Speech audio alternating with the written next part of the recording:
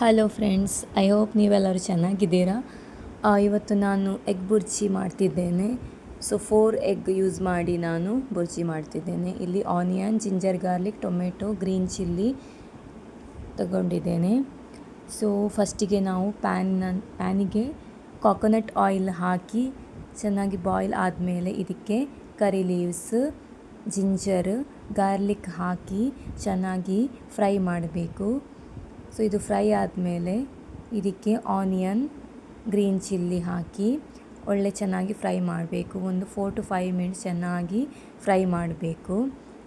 ಆಮೇಲೆ ಇದಕ್ಕೆ ಟೊಮೆಟೊ ಹಾಕಿ ಸ್ವಲ್ಪ ಚಿಕನ್ ಮಸಾಲ, ಸ್ವಲ್ಪ ಸಾಲ್ಟ್, ಟೇಸ್ಟ್ಗೆ ಬೇಕಾದ್ದು ಟರ್ಮೆರಿಕ್ ಪೌಡರ್ ಹಾಕಿ ಚೆನ್ನಾಗಿ ಮಿಕ್ಸ್ ಮಾಡಬೇಕು.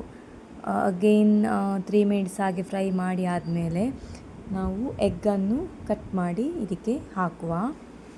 ಸೊ ಇದು ಮಸಾಲ ಫ್ರೈ ಆಗಿದೆ. ಸಾಲ್ಟ್ ನೀವು ನೋಡ್ಬೋದು ಎಷ್ಟು ಬೇಕು ಅಷ್ಟು. ಸೊ ಈಗ ನಾನು ನೋಡಿ ಇಲ್ಲಿ ಎಗ್ಗನ್ನು ಹಾಕಿದ್ದೇನೆ. ಸೊ ಇದನ್ನು ಚೆನ್ನಾಗಿ ಮಿಕ್ಸ್ ಮಾಡಬೇಕು. ಮಿಕ್ಸ್ ಮಾಡ್ತಾನೆ ಇರಬೇಕು, ಅದು ಡ್ರೈ ಆಗುವವರೆಗೂ.